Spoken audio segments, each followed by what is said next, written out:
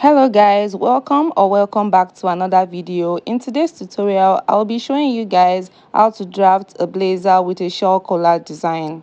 If it's something that you're interested in, then I implore you to watch to the end of this video and make sure you don't skip any part so you don't miss out vital points in this tutorial. And without much further ado guys, let's get right into this video. So what I have right here is the front pattern with some measurements I've already placed on this paper, and I'm going to explain in a bit. So the shoulder that I'm working with for this tutorial is 16 inches divided by 2 gives me 8. That's what I marked right there as the shoulder. Then for the neck measurement for the front, I'm going to be doing 3.25 inches for both the width and the depth of the neck for the front. So that's what I marked there, 3.25 by 3.25, and then I connected it together using a curved ruler. Now shoulder to bust point for this tutorial is 10 inches, so that's what I'm indicating right there. 10 inches for the shoulder to bust point. Then I came up from that 10 inches by 1 inch. That will serve as the chest line measurement. So that is from the shoulder to 9 inches downwards is the chest line measurement, and then I'm going to rule a straight line around that chest line area. Then from the edge of the shoulder measurement, I'm coming down 1 inch for my shoulder slope.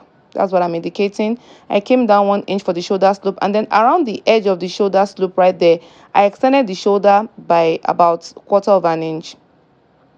That's what I'm indicating there. I extended that shoulder slope by 1/4 of an inch, and then I connected it back to the neckline to form the shoulder slope like that. Now to form the armhole, I'm going to be going over to the chest line and placing my bust circumference measurement of 38 inches divided by 4, which gives me 9.5. So on the 9.5 mark, I'm coming down by 0.5 for ease, and I'm also going out by 0.5 for ease as well. And then from that point, I'll take my armhole ruler and connect from that point to the shoulder slope tip like so to form the armhole. So moving on, as you can see at the top of this paper, I left about 6 or 5 inches before I started my shoulder line. This is because I'm going to be plotting the collar on this particular part of the paper. And then to the center front, I also left some space. We're going to be doing some drafting on that part too as we progress in this video. Like I said before, the shoulder to the bust point is 10 inches. Then the shoulder to the waist is 17 inches. That varies from person to person. It can be 16 in your case or 15, totally depends on you. Then the full length for this jacket is going to be 24 inches from the shoulder. You can also alter this to your taste. So I'm going to be using my marker now to just highlight the length of this jacket like so. Now I'm going to be having a waist dart for this jacket, and in order for me to create that, I'll be using my bust span measurement to do that. Bust span measurement being the nipple to nipple measurement. So for this tutorial, I'm working with a bust span of 8 inches divided by 2 gives me 4 inches. So I'm placing 4 inches on the bust point, on the waistline, and also on the hem line of this jacket, and then I'll just connect the 3 points together using a straight ruler.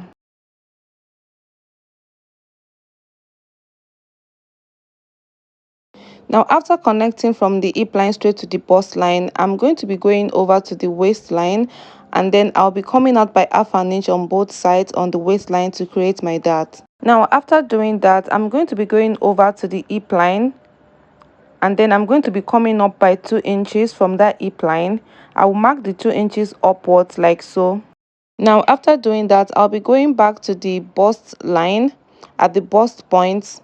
Then I'll be coming down by 1 inch because we don't want a pointy dart at the bust area. So I'll be coming down by 1 inch. After marking that 1 inch, then I'll connect these points together to form the dart. So first I will use the pencil to draw out the dart before using the marker for better visibility.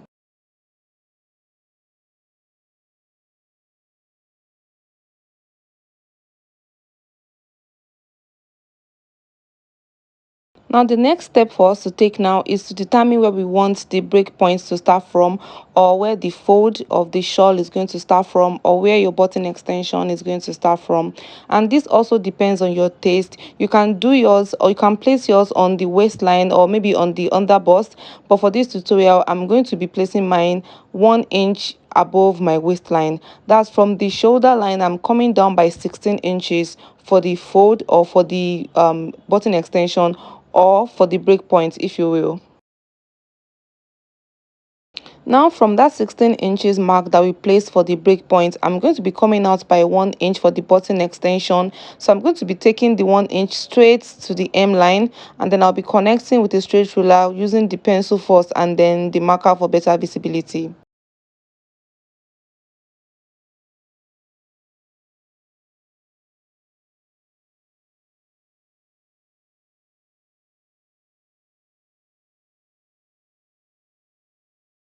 Now the next thing that I'll be doing is going over to the eye shoulder point right there and coming out by about 1/4 inch. Now this is optional. You can leave this right here like this and just connect straight down from there to the extension right there. But for me, I want to come out a little bit by about 1/4 inch. So I'm going to be marking that right there at the eye shoulder point, and then I'll connect it straight to the beginning of the button extension like so.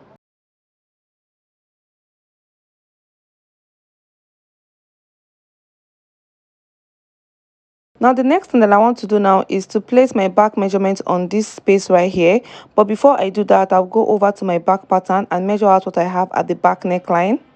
So you note down whatever you have for your neck measurements for the back pattern. In my case, I have 3.75 inches.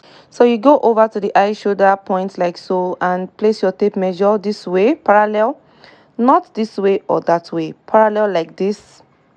It has to be parallel to the neck like this, and then you place your back measurement. In my case, I'm working with 3.75 inches, so I'm going to be placing that on that point like so.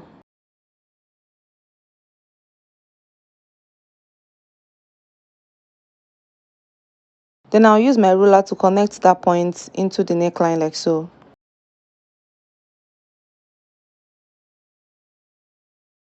Now because you want your collar to sit nicely on your neck, I'm going to be going back to that line right here, and then I'll be coming out by about either 1/4 inch or half an inch. It depends on what you want honestly. You can do 1/4 inch or you can do half an inch, but for this tutorial I'll be coming out by half an inch. So I'll come out from that point by about half an inch like so, after which I'm going to be connecting it back into the neckline.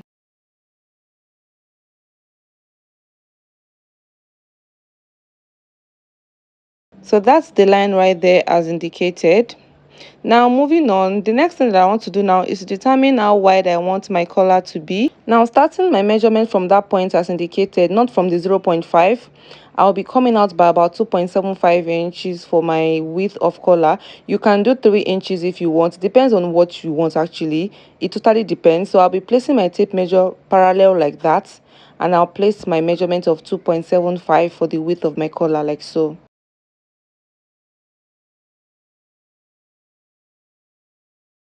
After which I'll just use my ruler now to connect the 3 points together to form the width of this collar. I'll just blend the collar into the neckline like so.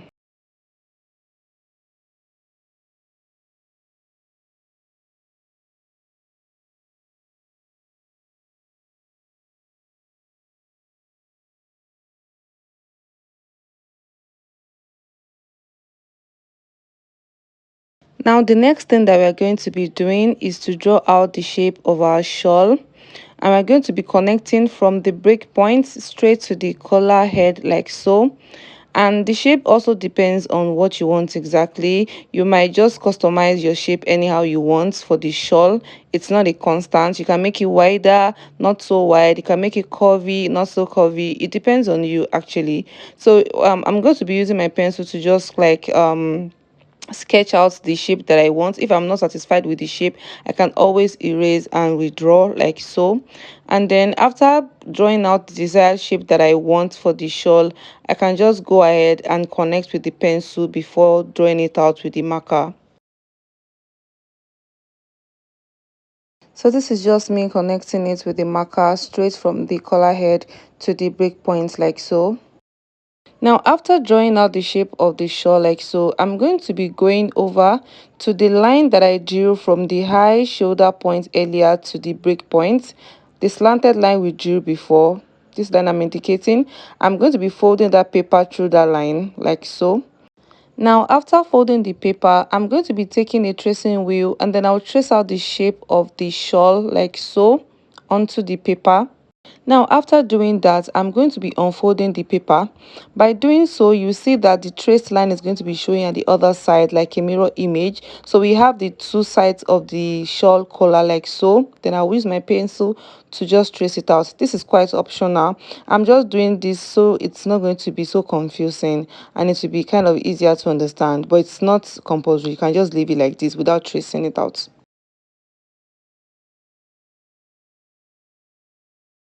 Now it's time to place our horizontal measurement. So I'll be going over to the waistline and placing my waist circumference measurement there. The waist I'm working with is 32 inches divided by 4, which gives me 8.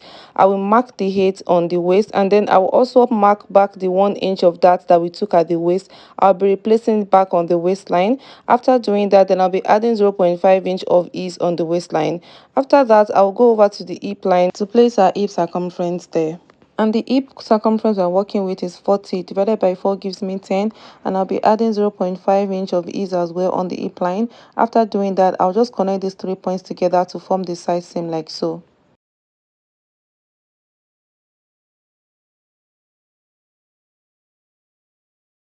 Now I'm just indicating where the buttons are going to be, and this also depends on what you want. You can have as many buttons as you want. You can have 1, 2 or 3, depends on what you want. I'll just go ahead and label this as the center front and side front, and you'll be having 2 pieces of this when you're cutting on fabric, because this front pattern is not going to be on fold, it's opened, so therefore you're going to be having 2 pieces. Now I'll go over to that edge at the center front towards the hem line. I want to customize the shape of that area. I don't want the shape of this jacket to remain squared like this. It's totally fine if you want yours to remain squared like this, so you can just leave it, you won't touch it, just leave it this way and then cut it out. But I want this shape to be kind of curved around the front, around the center front. I want it to be curved, not squared like this, so I'm going to be modifying it a little bit. So what I'll be doing is I'll be coming up by 3 inches from that edge upwards towards the buttons. I'll be coming up by 3 inches, depends on what you want at this point, and then I'll be going inwards by 4 inches like so, and then I will use my hand to kind of just draw out the desired shape that I want for this front. It depends on what you want. You can just draw out any shape you desire for your jacket. So that's what I'm doing, and then I'll just erase the undesired parts and then redraw my lines, and when I'm satisfied with that, then I'll just go with the shape. Now after drawing out the desired shape that I want for this jacket, I'll just go ahead and cut out this pattern. And if you've made it so far in this video right now and you're enjoying this video and the content and you haven't subscribed yet, please, what are you waiting for? Subscribe to the channel and join the family. So guys, I'm just going to finish up cutting this front pattern. Now after cutting this pattern, this is what we are going to be having for the front, and that's the fold, the shawl collar fold right there. Let me open it and close it back so you can see. So that's it, that's the shawl collar. And remember, you're cutting this pattern in 2 pieces for your right and then for the left hand side of the front pattern. You're cutting 2 pieces for this, and that's the fold at the neck area towards the break point. And then this is the customization I did for the edge earlier. You can leave yours as 4 cornered if you want, as squared, but I customize mine. And then you'll be adding your sewing allowances all around this when you're cutting on fabric. Now I'm going to be moving over to the back pattern and I'll be modifying it a little bit. I'll come to the waistline and come out by 0.5 inch at the waistline, and then I'll be connecting it from that point to the neckline like so. The reason why I'm doing this is because I want the back pattern to be fitted more after sewing, so I'm just modifying it a little bit at the waist area, and then from that point I'll be connecting it straight to the hemline like so. And after doing that, I'll just cut out this pattern. And also remember guys, you'll be cutting out 2 pieces for the back pattern as well, because the back is also not going to be on fold, it's going to be opened, so you have 2 pieces for the back as well.